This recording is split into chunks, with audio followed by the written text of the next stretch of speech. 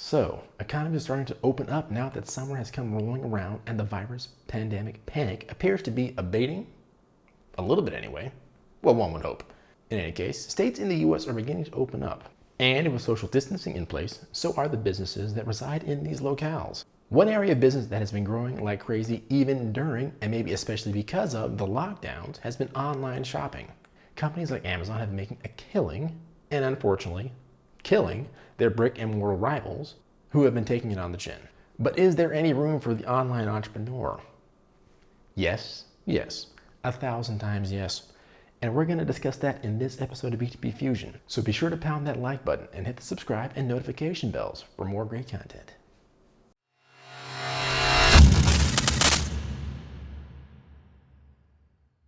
What's up, you guys? You're watching B2B Fusion. I'm your host, Derek West, lead software engineer, online business enthusiast, unaware of what a Tiger King is, and an all-around good guy.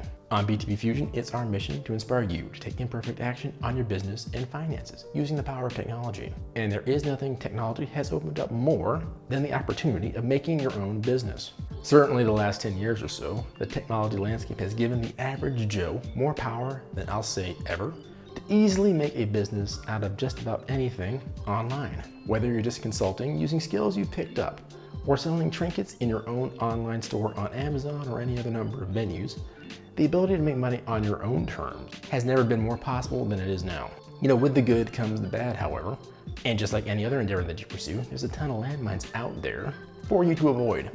Whether it's getting into the wrong business, getting into analysis paralysis so you don't take action, not knowing how to scale, etc.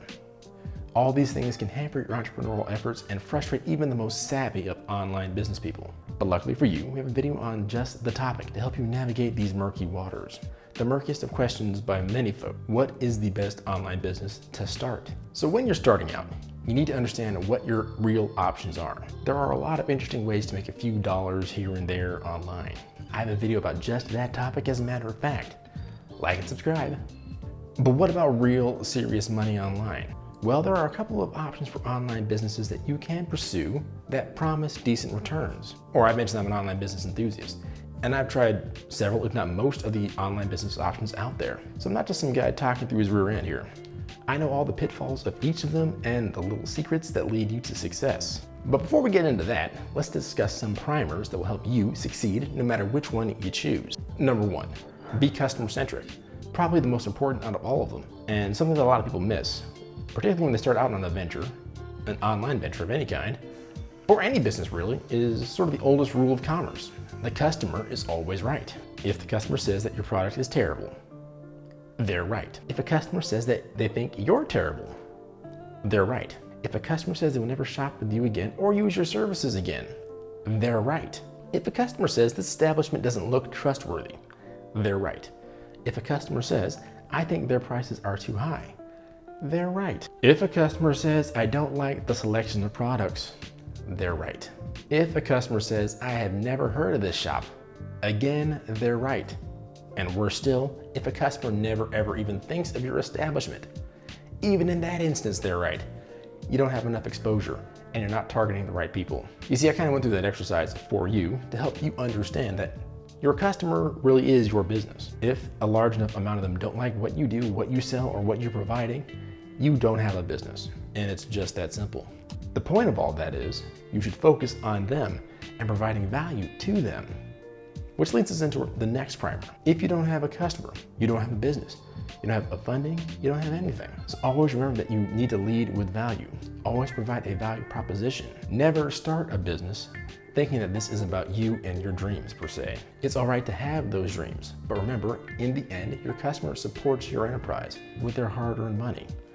Always respect that. And if you do respect that, all those other things that you dream about and desire will come to you in the end. And if you do not respect that, your business and enterprise may start off well, but ultimately it'll fail. Which leads us into the second primer. Follow a customer's passion, not necessarily your own. You need to be careful about starting a business based on passion. This is sort of an extension to the first point. If you're passionate about something, that doesn't necessarily mean your customer is. Maybe someone is selling you on your passion. Sell a good or service that other people are passionate about, not just one that you are passionate about. Hopefully the two of them are the same thing, but maybe they won't be. If they aren't, then focus on what the customer is passionate about. Next point number 3. Identify your customer before you start. A lot of people make the unfortunate mistake of just starting up their online business and kind of hoping that people identify and discover them along the way, and their business blows up and they just live happily ever after. Now that can happen, and it does happen, but that is sort of like luck, and it's no different than kind of buying a Powerball ticket. If and when you start a business, you want to start by identifying your customer. Do you have a set of customers looking for your product? Who are they? What do they like to do with their spare time? Do you have an idea of like what websites they browse, what apps they use on their smartphone, what restaurants they go to? How does one get this sort of information anyway? Well, there are plenty of good ways to do that, namely using Facebook advertising to do research, Google Trends as well, and there are a couple other platforms to gather customer information on trends in addition to that. Leave a comment down below if you'd like a video on that topic specifically, but once you understand who your customer is, then it's time to get to business. But which online businesses are better? Well, let's start with software.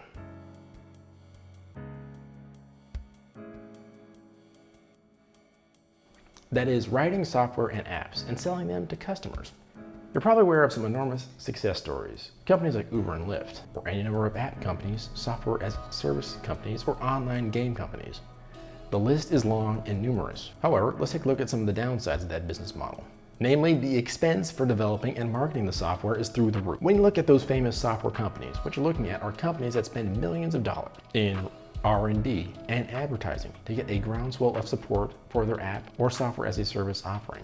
And also, more than likely, they are spending millions of dollars to maintain that software and even the hardware. Now, it is possible for one person to write and maintain quality software and market it, particularly if you already know how to code. The only thing is, it's a little bit like finding a needle in a haystack. There are literally millions and millions and millions of pieces of software that have never been downloaded from said app stores, either the Play Store or the App Store for iPhone, etc. You could spend a lot of time and money to develop a software product that nobody uses. In other words, a real sunk cost. And that's really, really risky. However, the upside that drives a lot of entrepreneurs and other folks into writing and maintaining software is that the profit margins for owning a software company can be through the roof. In some cases, the profit margins can be 90% or more, which is astronomical and frankly awesome. The only thing is getting people to use it. And getting that critical mass is sort of the whole ball game. So if you have an idea and a little bit of capital, or maybe you can code yourself, this might be an avenue to explore.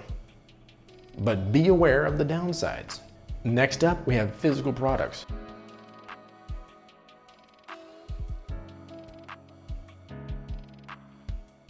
You know, selling using Amazon or some other channel, actual physical products that you source somehow and that you sell to regular folks. You're probably aware of this particular business model from the thousands, maybe even millions of videos on the topic on YouTube and other venues. You know, Shopify, Amazon FBA, Etsy tutorials, and the like. There are literally thousands of channels touting the miracles of dropshipping and even Amazon FBA as the way to make money online. Starting off with the downside of this online business model is the high cost of attaining products, advertising, and storing of said products, plus the relatively low profit margin. So whenever you see a video of someone who made $1 million online, assuming that it's real, ask them what their profit margins are. That is, how much money did they get to keep after they paid their advertising bill, paid their supplier, and processed all their returns. This business model can get extremely expensive, particularly the more you scale. And actually, the more you scale, the riskier it can become, particularly if you're not drop shipping. After a little bit of success, you're probably not going to be drop shipping anymore. Drop shipping has pretty much the lowest profit margins of all of the physical product models. In addition to that, if you're not drop shipping, sourcing product and storing it can be expensive. Now that said, there are tools like Oberlo or something like that that can help you find trinkets and other things that are less than $20 that you can sell to people online. Those trinkets, however, tend to either not sell well, are oversaturated, or suffer from high return rates. The upside is, if you can find a product that really resonates with folks, you can then really scale well. And the low profit margins are made up by the volume of sales that you make. And you can essentially become a one-man band. You can also make quite a bit of money focusing in on products that are high-ticket items. Those likely won't be products that you can find or drop ship. And for high-ticket items, you may have a longer sales cycle and higher advertising costs in general. So while the technology makes the business model easier for sure, the actual business of physical products can be a little bit challenging. Next up, we have affiliate marketing. Affiliate marketing is So affiliate marketing used to get quite a bit of mind share on YouTube and other sites in terms of self-help and steps to creating your own business. And there's a very good reason for that. Affiliate marketing typically has relatively low costs. All you need is some kind of funnel website and an affiliate program that you are a part of. And then you can drive traffic to that site, adjust it to improve your click-through rates and things of that nature, and voila, instant business. This becomes even easier if you have some kind of following online. If you're a massive Instagram influencer, for example, or if you have a huge TikTok following, or whatever, then affiliate marketing can become really profitable with little overhead. The only problem with this model is that, particularly when you get started out, you're just one of millions of affiliate marketers, and you have to really be ahead of the game and the curve with the traffic generation strategies. If you don't have a ton of followers or can't get a ton of traffic, be prepared to not get a ton of money. But of these models, which is the best? So I think what everybody is dying to know, which business model is the best for starting an online business and which is the worst?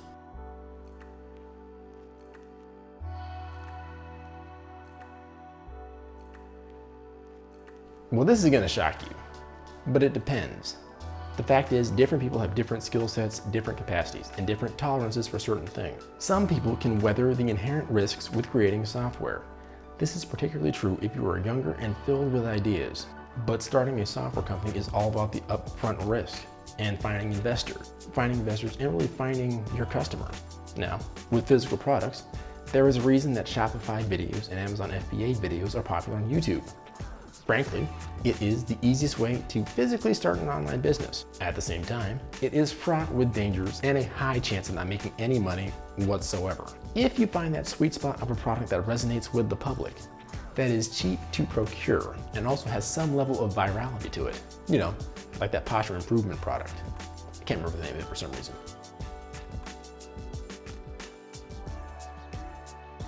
Yeah, that one. Then you can really make some good money from it. And affiliate marketing can really be perfect for someone really adept at driving traffic to their site or who enjoys a good online following. There are people that exist that have made quite a bit of money doing all of them.